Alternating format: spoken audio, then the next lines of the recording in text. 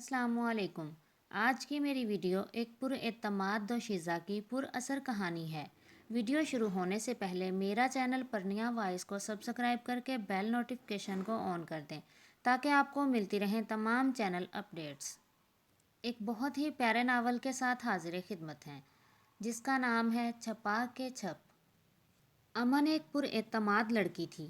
اس کے کالج آنے جانے کے لیے ایک رکشہ لگا ہوا تھا۔ عدن کی دنیا بس گھر کے اندر تک تھی۔ وہ سبزی بھی گیٹ کے اندر کھڑی ہو کر خریدتی۔ ایک سادہ لوح گھریلو اور خدمت گزار قسم کی لڑکی تھی جس کی روزمرہ زندگی مدحت کے ارد گرد گھومتی رہتی ہو، جو معمول کے مطابق پچھلے صحن میں پانیوں پہ چھینٹے اڑاتی تھی۔ وہ عدم تحفظ کا شکار تھی۔ وہ صبح آفس جاتا تو شام کو واپسی ہوتی کیونکہ یہاں سے آفس کافی دور تھا۔ آج اسے اس گھر میں آئے ایک ہفتہ ہو چکا تھا۔ امن سے اس کی بے تکلفی اور دوستی ہو چکی تھی۔ عدن کی طبیعت بس اپنی خالہ کے ساتھ ہی ہنسوڑ تھی یا پھر اپنی گڑیا سے راز و نیاز کرتی جسے وہ درختوں کی شاخوں میں چھپا کر رکھتی۔ اذان اس کی نفسیات سمجھ چکا تھا۔ وہ ایک ہی وقت میں 3 عمریں گزار رہی تھی۔ وہ 11 سال کی عدن جب اس سے بستہ اور اس کی گڑیا چھوٹی تھی، تنہائی پاتے ہی وہ اس عمر میں پہنچ کر اپنے شوق کی تکمیل کرتی تھی۔ خود سے اپنے بچپن سے ملتی۔ آتی ہوئی لہروں پہ اس جاتی ہوئی لڑکی کو دیکھتی جو اس کی ذات سے نکل چکی تھی۔ جب وہ کچن میں ہوتی تو ایک سنجیدہ، باوقار، ذمہ دار عورت کا روپ دھار لیتی۔ گھر جس کے کندھوں پہ چلتا تھا، گھر پر خرچ ہونے والی ایک ایک پائی کا حساب لکھتی تھی، اور جب وہ اپنی خالہ کو محبت بھری کہانیاں پڑھ کر سنا رہی ہوتی تو 20 سال کی عمر میں لڑکیاں خوابوں کے جتنے محل تعمیر کرتی ہیں وہ ان میں چلتی پھرتی سفر کرتی نظر آتی تھی۔ باہر کی دنیا اس کے لیے اجنبی تھی، خوف کی علامت تھی۔ آج بادل گھر گھر کر آ رہے تھے۔ آج بادل گھر گھر کر آ رہے تھے۔ منچلی سی ہوا تینوں کے آنچلوں کو چھو چھو کے رنگین ہوئی جا رہی تھی۔ سب کا ٹھکانہ آج کشادہ برآمدے میں تھا۔ امن اپنی انگلش کی کتاب کھولے اذان سے کچھ پڑھ رہی تھی۔ ریڑھی والے نے سبزی کی صدا لگائی۔ ادو، آلو بینگن کے پکوڑے بنا دو، امن نے فرمائش کی۔ حسب عادت وہ سر ہلا کر بیرونی دروازے کی جانب بڑھی۔ تب ہی سعودیہ سے کال آ گئی۔ سگنل پرابلم کی وجہ سے اذان کا رخ بھی گیٹ کی طرف تھا۔ تمہارے چچی چچا کیسے ہیں؟ ماں کے سوال پر وہ کچھ گڑبڑایا، پھر سنبھل کر انہیں جواب دیا، اگر امی کو پتہ چل جائے کہ میں اس وقت ان کی بڑی بھتیجی کے عین پیچھے چند قدم کے فاصلے پہ کھڑا ہوں۔ اسے عجیب سی شرمندگی نے گھیرا۔ حرم شریف میں کھڑی ماں سے وہ کیسے جھوٹ بول رہا تھا؟ تعصب کے مارے اس نے کال ڈراپ کر دی۔ بینگن 1 کلو کہا تھا چچا، وہ ہنس کر بولی۔ اتنا تو وہ جان چکا تھا کہ وہ اسی مخصوص چچا سے سبزی وغیرہ خریدتی ہے۔ کیوں جناب، وہ مہمان ہم سے زیادہ عزیز ہے جس کی خدمتیں کی جا رہی ہیں؟ یہ لوفرانہ آواز سن کر وہ بدک کر 2 قدم پیچھے ہٹی۔ وہ نہیں جانتی تھی کہ اذان اس کے پیچھے ہے۔ وہ فک ہوتے چہرے کے ساتھ مڑی۔ یہ آواز سبزی والے بابا کی ہرگز نہیں تھی۔ آج پھر تم دروازے تک آ گئے ہو، میں حاجی صاحب سے شکایت لگاؤں گا۔ سبزی والے نے اسے دبے لفظوں میں جھڑکا۔ چچا، ہم بھی سبزی خریدنے آئے ہیں، ناراض کیوں ہوتے ہو؟ وہ جیسے دروازے سے جڑ کے کھڑا تھا اور بابا کے ہاتھ سے سبزی کا شاپر جھپٹ کر خوف سے پیلی پڑتی عدن کی طرف بڑھایا۔ سارا معاملہ اذان کی سمجھ میں آ گیا۔ ایک ہاتھ سے عدن کو راستے سے ہٹا کر وہ تیر کی تیزی سے باہر گیا۔ وہ نوجوان جو شکل سے ہی آوارہ دکھائی دے رہا تھا، اسے دیکھ کر ٹھٹکا ضرور مگر اپنی جگہ جما رہا۔ اذان عین اس کے سامنے جا کھڑا ہوا۔ وہ لڑکا اس کے اونچے قد اور بارب شخصیت کے سامنے تنکے جیسا لگ رہا تھا۔ آئندہ اگر اس گھر کے سامنے نظر آئے تو واپس اپنی ٹانگوں پر چل کر نہیں جا سکو گے۔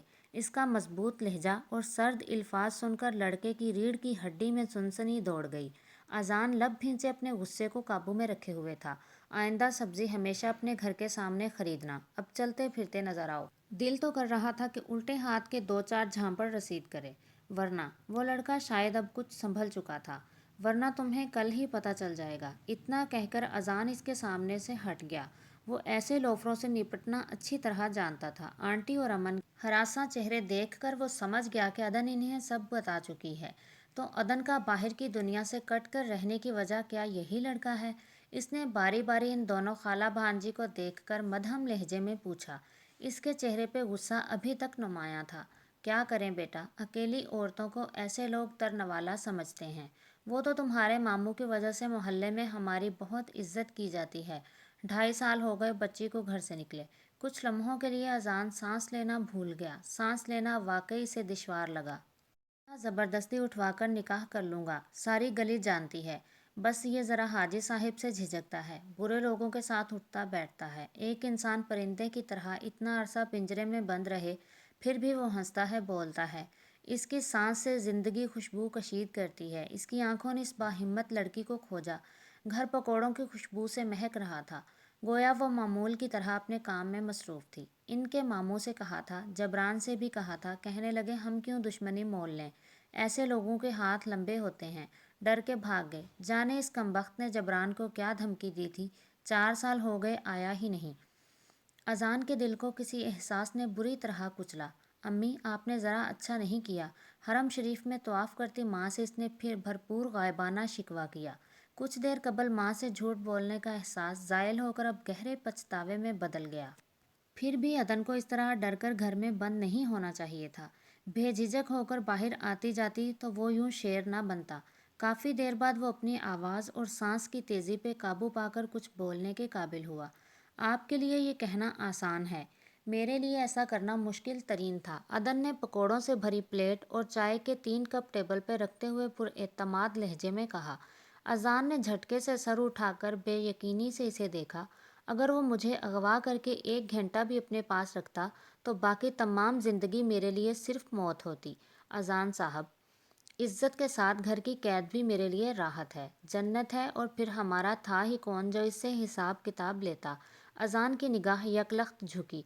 बस अल्लाह हमारा वाहिद सहारा है, जिसकी पनाह में हम बाहिफाजत हैं। चाय का कप इसने नरमी से अजान के सामने रखा और कदम वापस मोड़े।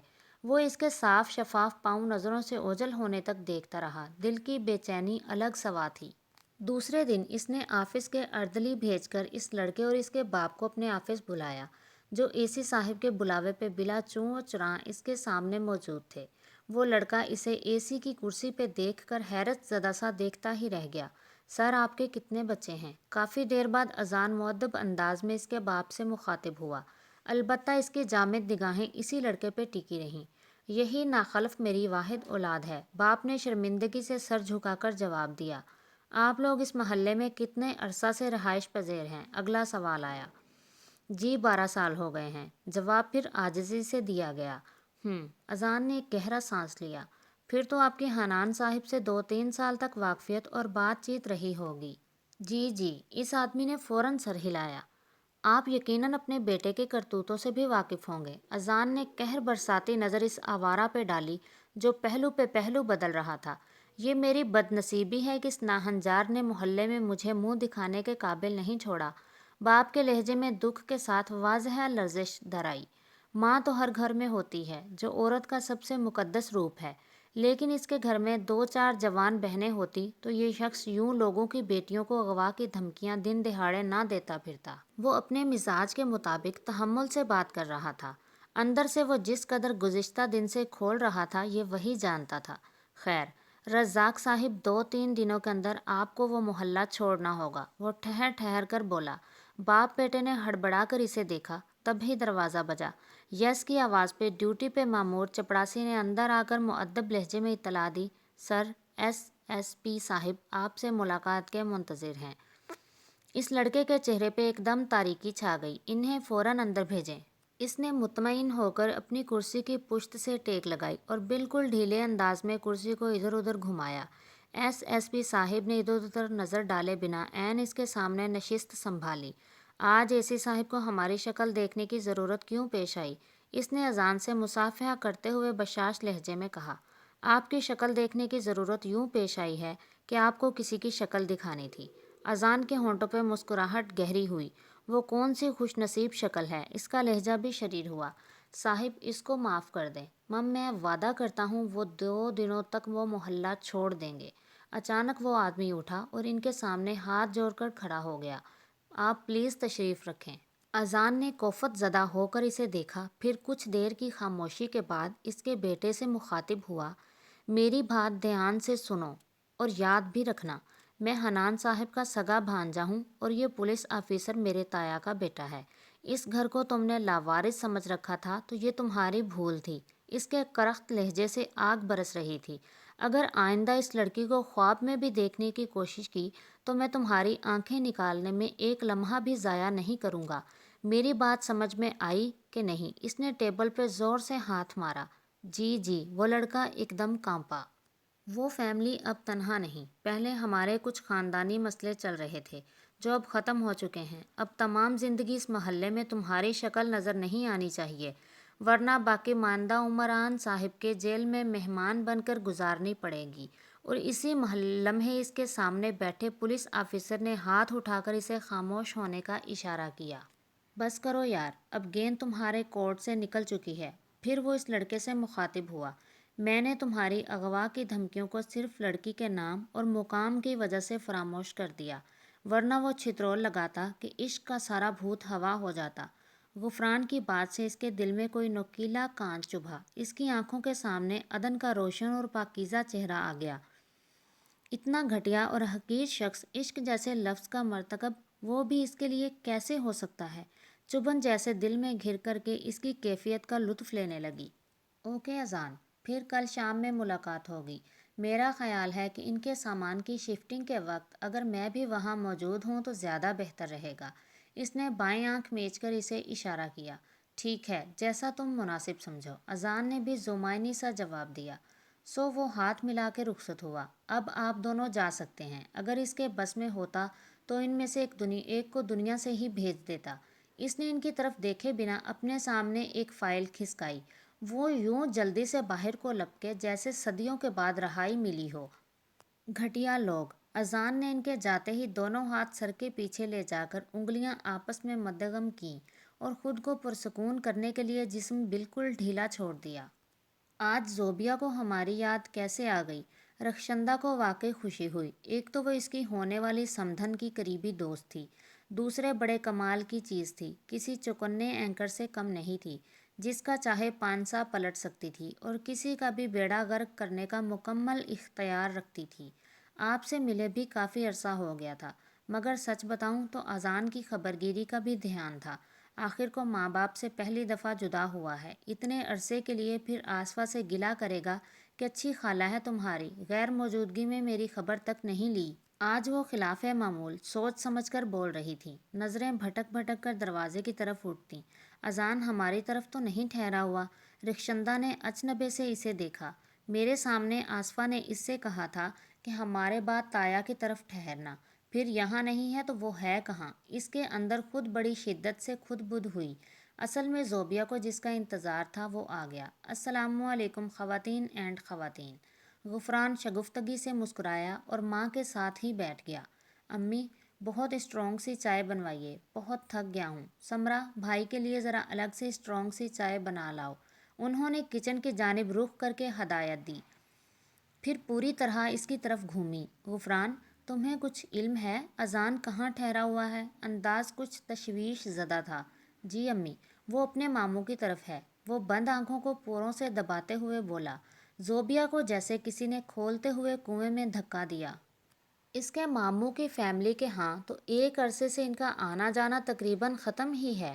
رخشندہ نے کچھ محتاط سا ہو کر ترچھی نظروں سے زوبیہ کو دیکھا۔ مگر ہیں تو ان کے رشتہ دار ہی، پھر آنٹی کی رضامندی سے ہی گیا ہوگا۔ میری آج ہی کسی کام کے سلسلے میں اس سے ملاقات ہوئی ہے، ماشاء اللہ خوش باش ہے۔ ویسے یاد آیا آنٹی، آپ بھی تو اسی محلے کی پروردہ ہیں۔ غفران ایک دم سیدھا ہوا۔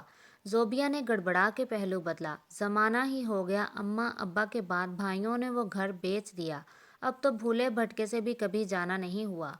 مگر آپ کے رشتہ دار تو اسی گھر میں رہتے تھے۔ غفران نے جیسے اس کی شاہ رگ پہ ہاتھ رکھا تھا، وہ ایک دم بدکی۔ میرا چچیرا بھائی شاید ابھی تک ادھر ہے، کیونکہ بھائیوں سے وہ گھر اس نے خریدا تھا۔ آواز بمشکل حلق سے نکلی۔ کل تک وہ ضرور ادھر تھا، مگر آج کہیں اور شفٹ کر گئے ہیں وہ لوگ۔ غفران کا انگوٹھا ابھی تک اسے اپنے نرخرے پہ محسوس ہو رہا تھا۔ یہ تم کیا اس کے ماضی کے دروازے کھول کے بیٹھ گئے ہو؟ رخشندہ ہلکا سا ہنسی۔ ارے نہیں امی، اصل میں ان کے کزن کا بیٹا کچھ اچھے کماش کا نہیں تھا۔ دور کی بات تو چھوڑیں، اپنے گلی محلے کی لڑکیوں کو بھی کھلے عام اغوا کی دھمکیاں دیتا پھر رہا تھا۔ وہاں کے باسیوں کی شکایت پر پولیس کو نوٹس لینا پڑا۔ آج شام وہیں گزری تو وہاں آنٹی کے والد کا بھی تذکرہ ہو رہا تھا اور اتفاق دیکھیں گھر آتے ہی ان سے ملاقات بھی ہو گئی۔ بڑی چوکنی ہو گئی ہے ہماری پولیس، فوراً نوٹس لے لیتی ہے۔ سمرا نے چائے پکڑاتے ہوئے کھلا طنز کیا۔ رخشندہ کا ذہن کچھ الجھ سا گیا تھا۔ میں ذرا تھوڑی دیر نیوز کا لطف اٹھا لوں، وہ ان سے معذرت کرتا اپنے کمرے کی طرف بڑھا۔ ملازمہ زوبیہ اور رخشندہ کو چائے پیش کر رہی تھی۔ جب وہ جا چکی تو زوبیہ رخشندہ کی طرف کھسکی، پھر ادھر ادھر نگاہ دوڑا کر رازداری سے بولی، اذان کو کیا سوجھی ماموں کے ہاں ٹھہرنے کی، خود بچیوں والے ہیں، کہنا تو نہیں چاہیے مگر وہ لڑکیاں اچھے کریکٹر کی نہیں ہیں، گلی محلے میں کتنے ہی لڑکوں کو پھانس رکھا ہے، اپنا اذان تو پھر سیدھا سادہ بچہ ہے۔ اپنی آنکھیں کھلی رکھنا رخشندہ، اور اب میں چلتی ہوں، سارا انتظار کرتی ہوگی۔ رخشندہ جیسے زبردستی مسکرائیں اور اسے دروازے تک چھوڑنے آئیں۔ اس نے تیلی لگا کر سلگھا دی تھی، نے تیلی سلگا کر بھری ماچس میں رکھ دی۔ دھواں بنتا یا آگ لگتی، کچھ عرصہ تک نتیجے کا انتظار کرنا تھا۔ شیر دل کی باتوں سے اسے شک گزرا تھا کہ وہ اے سی صاحب کہیں اذان ہی تو نہیں جس نے غفران کے ساتھ مل کر انہیں اس محلے سے بے دخل کیا ہے۔ آج اپنے شبے کی تصدیق کی غرض سے ہی وہ یہ قسط تو پہنچی اپنے اختتام تک۔ بہت جلد ملتے ہیں انشاءاللہ اگلی قسط کے ساتھ، تب تک کے لیے اللہ حافظ، فی امان اللہ۔ ویڈیو اچھی لگے تو لائک اور کمنٹ میں اپنی رائے کا اظہار بھی ضرور دیں۔